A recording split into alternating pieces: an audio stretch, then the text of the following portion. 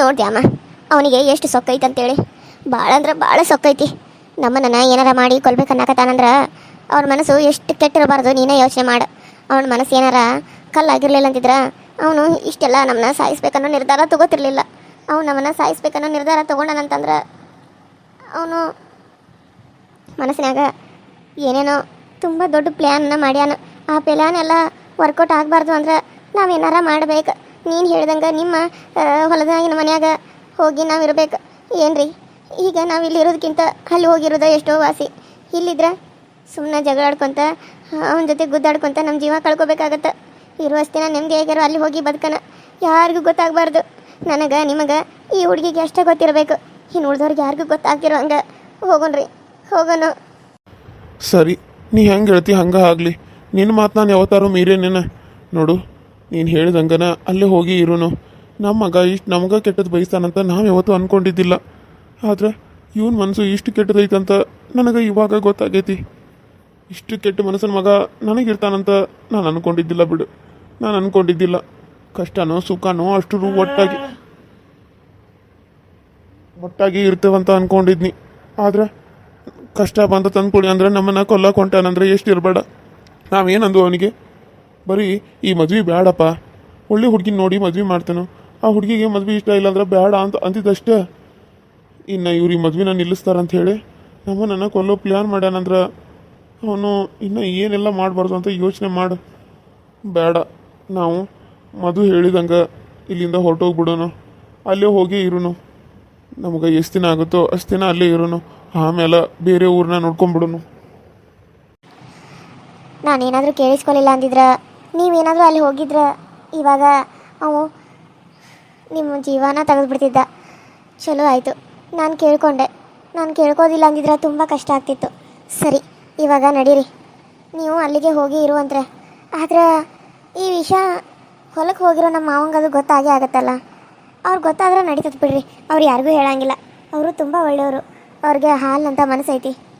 ನೀ ಹೇಳೋದ ಕರೆನವ. ಆದರೆ ಈಗ ನಮಗೆ ನಮ್ಮ ಮಗನ ನಂಬುದಿರುವಾಗ ನಮ್ಮ ಮಗನ ನಂಬೋ ಪರಿಸ್ಥಿತಿಯಾಗಿ ನಾವಿಲ್ಲ. ಈಗ ನಿನ್ನ ಬಿಟ್ಟರೆ ನಾವು ನಂಬೋದು ಯಾರನ್ನಂತನೂ ಗೊತ್ತಾಗಬಾರ್ದು. ನಿನ್ನ ಮೇಲೆ ಬಂದಿರೋ ನಂಬಿಕೆ ನಮಗೆ ಯಾರ ಮೇಲೂ ಬರ್ದಿರೋ ಹಂಗೆ ಆಗೈತಿ. ಅದಕ್ಕೆಲ್ಲ ಕಾರಣ ಯಾರಂದ್ರೆ ನಮ್ಮ ಮಗ ಮಾಡಿರೋ ಒಂದು ಈ ತಪ್ಪಿಗೆ ನಾವು ಯಾರು ನಂಬಬೇಕು, ಯಾರನ್ನ ಬಿಡಬೇಕು ಅನ್ನೋದು ಒಂದು ಗೊತ್ತಾಗ್ತಾ ಇಲ್ಲ. ಈ ಕಡೆ ನಂಬೇಕಾ ಅಥವಾ ನಂಬಾರ್ದಾ ಅಂತ ಏನೂ ಗೊತ್ತಾಗ್ತಾ ಇಲ್ಲ. ಎಲ್ಲನೂ ಒಂಥರ ನನಗೆ ಹುಚ್ಚಿಡ್ದಂಗೆ ಆಗತ್ತತಿ. ನನ್ನ ಜೀವನದಾಗ ಹೀಗೆಲ್ಲ ಆಕತ್ತಂತ ನಾನು ಅಂದ್ಕೊಂಡಿದ್ದಿಲ್ಲ. ಆರಾಮೆಲ್ಲ ಸಾಯೋದ ಎಷ್ಟೋ ವಾಸಿ ಇತ್ತು. ಇದನ್ನೆಲ್ಲ ಕೇಳಿ ಸಾಯೋದಕ್ಕಿಂತ ಅಲ್ಲೇ ದವಾಖಾನೆಗ ನನ್ನ ಜೀವ ಹೋಗಿದ್ರೆ ಎಷ್ಟೋ ಚಲೋ ಇರ್ತಿತ್ತು. ದವಾಖಾನೆಯಿಂದ ಮನೆಗೆ ಬಂದ ನನ್ನ ಮಗನ ಮದುವೆ ನೋಡ್ಬೇಕಂತ ಅಂದ್ಕೊಂಡಿದ್ದ. ನನ್ನ ತಪ್ಪಾಗೈತಿ.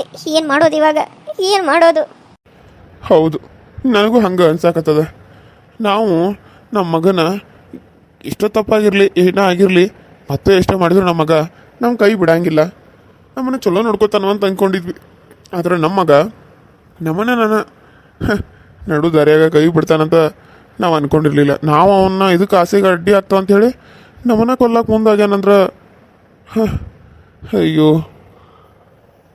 ಏನು ಮಾಡಬೇಕು ಅಂತ ನಂಗೆ ಗೊತ್ತಾಗತ್ತಿಲ್ಲ. ಏನು ಮಾಡೋಕ್ಕಾಗ್ತತಿ, ಏನೂ ಮಾಡೋಕ್ಕಾಗಂಗಿಲ್ಲ. ಜೀವನ ಬಂದಂಗೆ ಹೋಗೋದು. ಬರೀ ನಮ್ಮ ಜೀವನ ಕಣ್ಣೀರಿನಾಗ ಹೋಗ್ತತೋ ಏನೋ. ನೋಡ್ರಿ, ಏನಾರ ಆಗಲಿ ನನಗೆ ನೀವು, ನಿಮಗೆ ನಾನು ಅಂತ ಅಷ್ಟೇ ಇರೋನು. ನಮಗೆ ಯಾರೂ ಬೇಡ, ಏನೂ ಬೇಡ. ಈ ಹುಡುಗಿನ ನಂಬ್ಯವು. ಈ ಹುಡುಗಿ ನಮ್ಗೆ ಒಂದು ದಡ ಸೇರಿಸ್ತಾಳಂತ ಅಂದ್ಕೊಂಡೆವು. ಈ ಹುಡುಗಿ ನಮ್ಮನ್ನ ಜೀವಂತವಾಗಿ ಕಾಪಾಡ್ಬೇಕಂತ ಅಂದ್ಕೊಂಡೆ ಬಂದಾಳ. ಅದಕ್ಕೆ ನಮ್ಮ ಪಾಲಿಗೆ ಈಕೆ ದೇವಸ್ಥಾನಕ್ಕೆ ಬಂದಿರೋಂಥ ದೇವತೆ ಆಗಿದ್ದಾಳಿಕೆ. ಅದಕ್ಕೆ ಈಗ ನಾವು ದೇವ್ರನ್ನ ನಂಬಬೇಕು ಅಥವಾ ಈಕನೂ ನಂಬಬೇಕು ಅಂದ್ರೆ ನಾವು ದೇವಸ್ಥಾನದಾಗಿರೋ ದೇವ್ರನ್ನ ಎಷ್ಟು ನಂಬ್ತಾವೋ ಇವಾಗ ಈಕಿನೂ ಅಷ್ಟೇ ನಂಬೆ ನಾವು ಈಕೆ ಜೊತೆ ಹೋಗ್ಬೇಕು.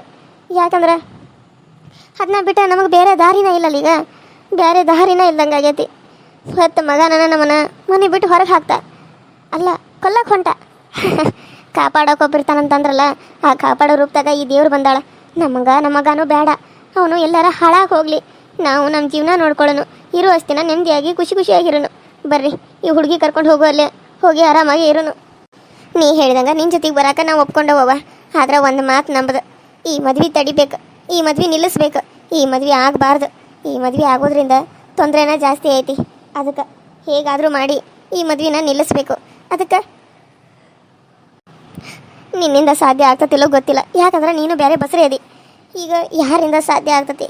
ಇದೇನೇ ಇದು ರವಿಗೇನ ಗೊತ್ತಾಗಬೇಕು. ರವಿ ನನ್ನ ಇದಕ್ಕೆ ದಾರಿ ತೋರಿಸ್ಬೇಕು. ಹೆಂಗಾದರೂ ಮಾಡಿ ನಿನ್ನ ಗಂಡಗೆ ಈ ವಿಷಯನ ಹೇಳು. ಅವ ತಂಗಿ ಜೀವನ ಅವಂಗೆ ಉಳಿಸ್ಕೊ ಅಂತ ಹೇಳು. ಈ ಹಾಳಾದ ಅವನ ಕೈಯಾಗ ಕೊಡಬೇಡ ಅಂತ ಹೇಳು. ಇಲ್ಲ, ಏನಾದರೂ ಆಗಲಿ ಅವನ ಮದುವೆ ಮಾತ್ರ ಆಗಬಾರ್ದು. ನೋಡು, ಸುಮಾಗ ಅವನ ಮದುವೆ ಆಗಬೇಡ ಅಂತ ಹೇಳು. ಸುಮ ಯಾಕೆ ಒಪ್ಕೊಂಡ್ಲು? ಸುಮ ಒಪ್ಕೋಬಾರ್ದಾಗಿತ್ತು ಈ ಮದುವೆನ. ಈ ಮದುವೆ ಒಪ್ಕೊಳ್ಳಿಲ್ಲ ಅಂದಿದ್ರೆ ಚಲೋ ಇರ್ತಿತ್ತು. ಆದರೆ ಸುಮ ನಾನು ಒಪ್ಕೊಂಡ್ಬಿಟ್ಲು. ಹೌದು ಬೇಚಿಗವ್ವ, ನನಗೂ ಅದು ಆಶ್ಚರ್ಯ ಆಗೈತಿ. ಸುಮ ಒಪ್ಕೊಳಕ್ಕೆಲ್ಲ ನನ್ನ ಮುಂದೆ ನಿನ್ನೆದ್ರು ಬಂದು ಹೇಳಿದ. ಯಾಕೇನೋ ಅದಕ್ಕೆ ನನಗೆ ಇಷ್ಟು ದಿನ ಅವ್ರಂದ್ರೆ ಇಷ್ಟ ಆಗಲಿಲ್ಲ, ಅವ್ರನ್ನ ದ್ವೇಷ ಮಾಡ್ತಿದ್ನಿ. ಆದ್ರೆ ಯಾಕೋ ಗೊತ್ತಿಲ್ಲ, ಮೊನ್ನೆ ಏನೋ ಅವ್ರು ಕೊಟ್ಟದ್ದೇನೋ ತಿಂದೆ. ಅದನ್ನ ತಿಂದಾಗಿಂದ ನನಗೆ ಏನಾಯ್ತೋ ಗೊತ್ತಿಲ್ಲ.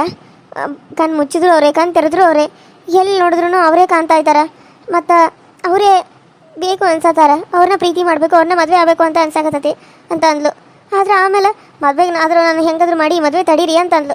ನಾನು ಅದಕ್ಕೆ ಒಪ್ಕೊಂಡು ಆಯಿತು ಈ ಮದುವೆ ಹೇಗಾದ್ರೂ ಮಾಡಿ ತಡೆಯೋಣ ಅಂತ ಅಂದ್ಕೊಂಡೆ.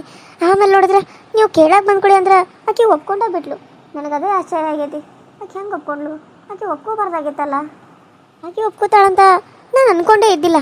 ಆದರೆ ಮತ್ತೆ ಅಂದ್ಲು. ಅವ್ನ ಕೈ ಮುಟ್ಟಿದ ತಕ್ಷಣ ನನಗೆ ಏನಾಯ್ತೋ ಗೊತ್ತಿಲ್ಲ, ಅದಕ್ಕೆ ನಾನೇ ಮರೆತುಬಿಟ್ಟೆ. ನೀವು ಅಳಬೇಡಿ, ನಿಮ್ಮ ಜೊತೆಗೆ ನಾನಿದ್ದೀನಿ. ಯಾರು ಇರಲಿ ಬಿಡಲಿ, ನಿಮ್ಮ ಮಗ ಇಲ್ಲ ಅಂದರೂ ಪರವಾಗಿಲ್ಲ, ನಿಮ್ಮ ಮಗಳಾಗಿ ನಿಮ್ಮ ಜೊತೆಗೆ ನಾನು ಇರ್ತೀನಿ. ನೀವು ಯಾವುದಕ್ಕೂ ಏನಕ್ಕೂ ಭಯ ಪಡಬೇಡಿ. ಯಾಕಂತಂದರೆ ನಿಮ್ಮನ್ನು ಕಾಪಾಡೋದಕ್ಕಾಗಲಿ, ನಿಮ್ಮನ್ನು ನೋಡ್ಕೊಳ್ಳೋದಕ್ಕಾಗಲಿ ನಾನಿದ್ದೀನಿ. ನೀವು ಭಯ ಪಡೋ ಅವಶ್ಯಕತೆಯೇ ಇಲ್ಲ. ನೀವು ಭಯ ಪಡೋದ್ರಿಂದ ನಿಮಗೆ ತೊಂದರೆ ಆಗುತ್ತೆ. ನೀವು ಭಯ ಪಟ್ಟಷ್ಟು ನಿಮ್ಮ ಜೀವಕ್ಕೆ ಅಪಾಯ ಆಗುತ್ತೆ. ಮೊದಲೇ ನೀವು ಇವಾಗ ತಾನೇ ಹಾಸ್ಪಿಟ್ಲಿಂದ ಬಂದಿದ್ದೀರಾ. ನಿಮ್ಮ ಜೀವಕ್ಕೆ ನೀವು ಅಪಾಯನ ಯಾಕೆ ತಂದ್ಕೋತೀರಾ?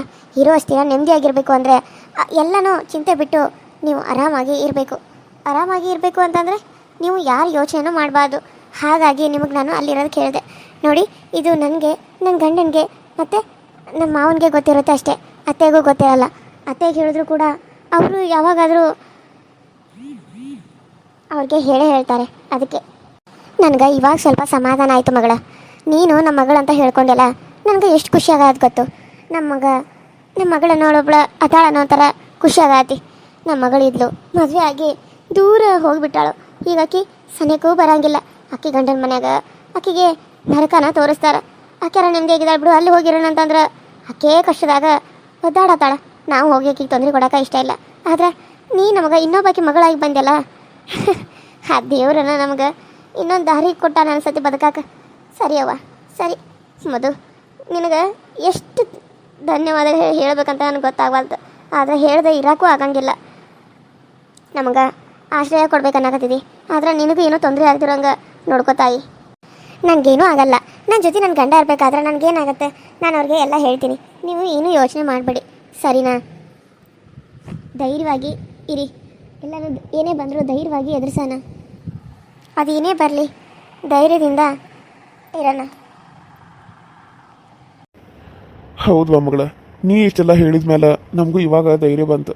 ನೀ ನಮ್ಮ ಜೊತೆಗೆ ಅದಿ ಅನ್ನೋದು ಒಂದು ಸ್ವಲ್ಪ ನಮ್ಗೆ ಧೈರ್ಯ ಆಗೈತಿ. ನಮ್ಮ ಮಗ ನಮ್ಮನ್ನ ಮನೆಗೆ ಹೋದ್ರೆ ಕೊಲ್ಬೇಕಂತ ಅನ್ನಕತ್ತಾನ.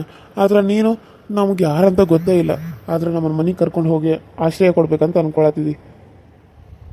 Hi hello friends, welcome to my YouTube channel. So ಹೆಂಗದ್ರಿ, ಎಲ್ಲರೂ ಚಲೋದ್ರಿ ಅಂತ ಅನ್ಕೊಂಡಿನಿ. ನಮ್ಮ ವೀಡಿಯೋಸ್ ಹೆಂಗೆ ಬರತ್ತಾವು ನೋಡಿರಿ, ಸಪೋರ್ಟ್ ಮಾಡಿರಿ, ಸಬ್ಸ್ಕ್ರೈಬ್ ಮಾಡ್ಕೊಡ್ರಿ. ಪಕ್ಕದಲ್ಲಿ ಕಾಣೋ ಬೆಲ್ಲೈಕನ್ನ ಕ್ಲಿಕ್ ಮಾಡಿರಿ, ಆಲ್ ಅಂತ ಟೈಪ್ ಮಾಡಿರಿ. ನಾನು ಏನಾದರೂ ವೀಡಿಯೋ ಬಿಟ್ಟರೆ ಫಸ್ಟ್ ನಿಮ್ಗೆ ಬಿಡ್ತೀನಿ ಅಂತ ಹೇಳ್ತಾ, ಬರ್ತೈತೆ ಅಂತ ಹೇಳ್ತಾ, ಹಂಗೆ ಯಾರೆಲ್ಲ ನನ್ನ ಚಾನಲ್ನ ಇನ್ನೂ ಸಬ್ಸ್ಕ್ರೈಬ್ ಮಾಡ್ಕೊಳ್ತಾ ನೋಡ್ತಾ ಇದ್ದೀರೋ ಪ್ಲೀಸ್ ಸಬ್ಸ್ಕ್ರೈಬ್ ಮಾಡ್ಕೊಂಡು ನೋಡಿ. ಹಾಗೆ ಪಕ್ಕದಲ್ಲೇ ಕಾಣೋ ಬೆಲ್ಲೈಕನ್ನ ಕ್ಲಿಕ್ ಮಾಡಿ ಅಂತ ಹೇಳ್ತಾ ಇವತ್ತಿನ ಈ ವಿಡಿಯೋನ ಅಲ್ಲಿಗೆ ಮುಗಿಸ್ತಾ ಇದ್ದೀನಿ. ಮತ್ತು ನೆಕ್ಸ್ಟ್ ವಿಡಿಯೋ ಸಿಗ್ತೀನಿ. ಸೊ ಅಲ್ಲಿವರೆಗೂ ಟೇಕ್ ಕೇರ್ ಆ್ಯಂಡ್ ಬಾಯ್ ಅಂತ ಹೇಳ್ತಾ ಇವತ್ತಿನ ಈ ವಿಡಿಯೋನ ಅಲ್ಲಿಗೆ ಮುಗಿಸ್ತಾ ಇದ್ದೀನಿ. ಹಾಗೆ ಎಲ್ಲರಿಗೂ ಹ್ಯಾಪಿ ರಕ್ಷಾಬಂಧನ್ ಅಂತ ಹೇಳ್ತಾ ಇದ್ದೀನಿ. ಎಲ್ಲ ಅಕ್ಕ ತಂಗಿಯರಿಗೆ, ಅಣ್ಣ ತಮ್ಮಂದಿರಿಗೆ, ನಮ್ಮ ಚಾನಲ್ನ ನೋಡ್ತಾ ಇರೋ ಪ್ರತಿಯೊಬ್ಬರಿಗೂ ಕೂಡ ಹ್ಯಾಪಿ ರಕ್ಷಾಬಂಧನ್, ಅಣ್ಣ ತಂಗಿಯ ಶುಭಾಶಯಗಳು ಅಂತ ಹೇಳ್ತಾ, ಈ ಅಣ್ಣ ತಂಗಿ ಸಂಬಂಧ ಆಮೇಲೆ ಅಕ್ಕ ತಮ್ಮನ ಸಂಬಂಧ ಯಾವ ರೀತಿ ಇರುತ್ತೆ ಅಲ್ವಾ? ಸೊ ಇದನ್ನು ತುಂಬ ಎಂಜಾಯ್ ಮಾಡ್ತೀವಿ. ಸರಿ, ಎಲ್ಲರಿಗೂ ಹ್ಯಾಪಿ ರಕ್ಷಾಬಂಧನ ಅಂತ ಹೇಳ್ತಾ ಇವತ್ತಿನ ವಿಡಿಯೋನಿಗೆ ಮುಗಿಸ್ತಾ ಇದ್ದೀನಿ. ಮತ್ತೆ ನೆಕ್ಸ್ಟ್ ವಿಡಿಯೋ ಸಿಗ್ತಾನೆ. ಅಲ್ಲಿವರೆಗೂ ಟೇಕ್ ಕೇರ್ ಆ್ಯಂಡ್ ಬಾಯ್.